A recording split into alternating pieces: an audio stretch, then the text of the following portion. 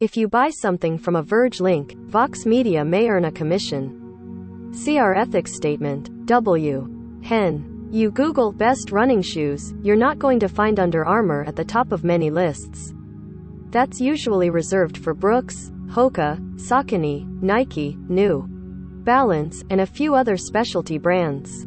But there's one thing Under Armour's got that these other well-established brands don't, a line of connected running shoes. The latest is the $160 Under Armour Flow Velociti Wind 2, and as you might guess from the name, it's meant to help you run faster.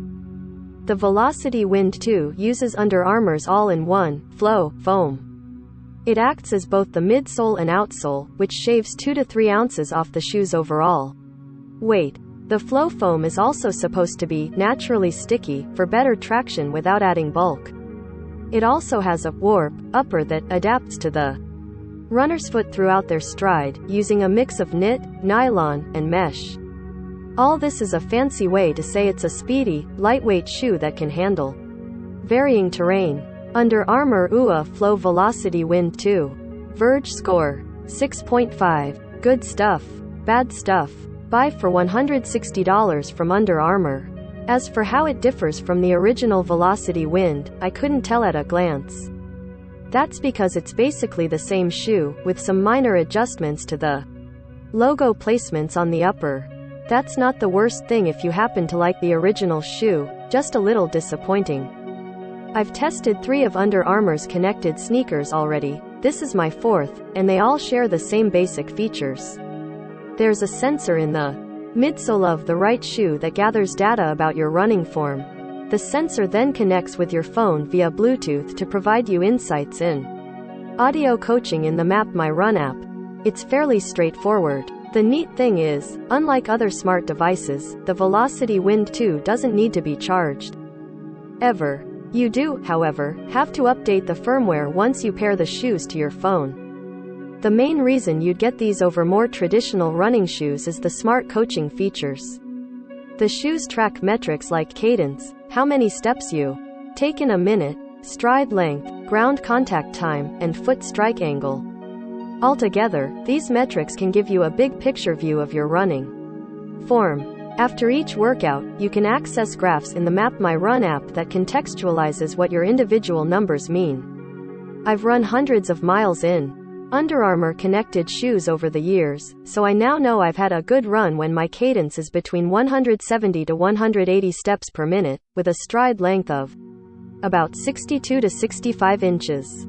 I also know my foot strike angle is usually between 7 to 9 degrees, but that doesn't tell me much other than I tend to land on my midfoot. Under Armour isn't the first company to make this kind of product. The first smart running shoe I ever tested was the Ultra Touran IQ several years ago. They were not great. Comfortable, sure, but the smart coaching was buggy due to crappy connectivity. You don't have that problem with Under Armour's shoes. Setup is almost instantaneous, and I've never had an issue with a shoe failing to connect with the app. It's good enough that you can get real-time audio cues where the Map My Run app tells you if your cadence is too high or low for your target pace. It's occasionally laggy, but they've been helpful reminders for me whenever my form starts slipping. But my favorite, and most underrated, feature is that these shoes will notify you when it's time to replace them. Apps like Strava and Runkeeper let you track your gear's mileage, but it's limited to activities recorded in that app. The Velociti Wind 2 should last you about 300 to 400 miles, which is on par with your average running shoe. Because these shoes are smart, they track your mileage regardless of whether you've recorded a run, even if you don't sync right away. Is it weird getting an email from your shoes telling you they're about to die? Absolutely yes. But I also love not having to worry that I accidentally wore me running shoes on a casual walk. The smart features are nice, but Under Armour is also promising faster performance with this generation. I enjoy busting a marketing gimmick, but I have to give credit where credit is due. I hit my fastest mile split since I started half-marathon training while wearing these shoes. Also, the Velociti Wind 2 truly are light. It's what I noticed most when I slipped them on for the first time. In several runs, it felt like I was flying through me neighborhood. On one run, I managed to shave off a whole 30 seconds off my average pace.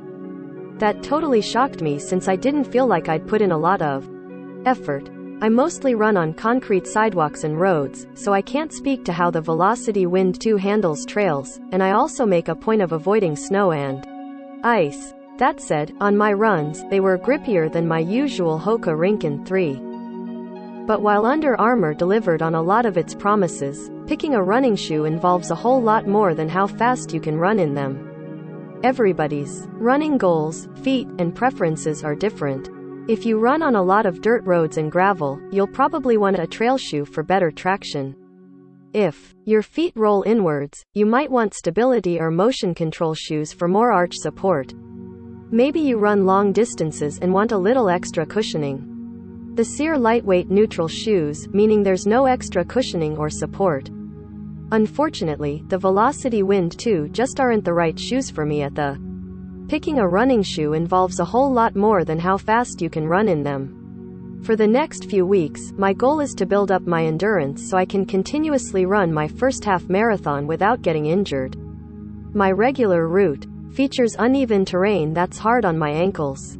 I'm also coming off a year of injuries. In short, I want a comfortable shoe that lets me run longer distances without getting injured again. Speed isn't at the top of my list of priorities. In fact, while I was a speedier runner in the Velociti Wind 2, I had to cut a few runs short. I wasn't used to the lighter weight, and I ended up burning out faster than I should have. It also has less cushioning than my Hokas, which meant I felt every bit of uneven ground shoot up my knees. At 2.5 miles into a 5-mile run, I felt a twinge in my shin, my worst fear since shin splints sidelined me for 2 months last year. At the 3-mile mark, my toes started going numb. Out of an abundance of caution, I called it quits for the day. That freaked me out, but I decided to try again with insoles. After I did that, I had a much better experience. I managed to complete my runs and even set a new PR. But still, I noticed the beginnings of shin and knee pain at around the 4-mile mark. Knowing that, there was no way I was going to risk running my weekly long run in For me, these shoes would be fine for shorter runs or speed work, but I definitely wouldn't use them for any run longer than 10 kelvins, 6.2 miles. Again, this is very specific to me, my goals, and my feet. If you like lighter, speedier shoes, the Velociti Wind 2 might tick off a lot of boxes, but you won't know until you go for a run in them. Lastly, $160 is a lot for a pair of running shoes. You can easily buy an excellent, non-smart pair for $120 or less. And that's at retail price. Running shoes are cheaper to buy online and frequently on sale. You're paying a lot for the smart features here, and that gives me pause. The people who would most benefit from gait coaching are beginners, but $160 is a lot for someone to invest if they're not even sure they like running. Also, while I liked Under Armour's gait coaching early on, I've since outgrown it. My stats are so consistent that I'm not learning much anymore. Plus, since the sensor is only in the right shoe, I'm not getting a complete picture of my running form. A couple of years ago, I had my running form analyzed at CES by ASICS, and it revealed I'm a bit of an asymmetrical runner. These shoes won't help me fix that. I had a more in-depth experience with the Nerve Run insoles, which monitor both feet and can even tell you whether you're over or under pronating. That said, the Nerve Run also had its fair share of limitations and was stupid expensive at $300. Ultimately, if you've been running for a while, you probably already know what works for you. If you're new, I can't stress enough that you should probably go get fitted at a running specialty store first. But if you don't mind the price and want the extra form feedback, Under Armour's connected shoes are going to get you the best experience for the most affordable price. Agree to continue. Flow Velociti Wind 2. Every smart device now requires you to agree to a series of terms and conditions before you can use it, contracts that no one actually reads. It's impossible for us to read and analyze every single one of these agreements. But we're going to start counting exactly how many times you have to hit agree to use devices when we Review them since these are agreements most people don't read and definitely can't negotiate. If you choose to use the Flow Velociti Wind 2's smart coaching, you must pair it with the Map My Run app on your iOS or Android phone. That means agreeing to your smartphone's terms of service, privacy policy, and any other permissions you grant. It also means creating a Map My Run account. By using the Flow Velociti Wind 2, you're agreeing to. If you choose to integrate your Map My Run data with other health apps, you must also agree to that app's terms of service and privacy policies. Final tally. 2 mandatory Under Armour policies and whatever your phone requires.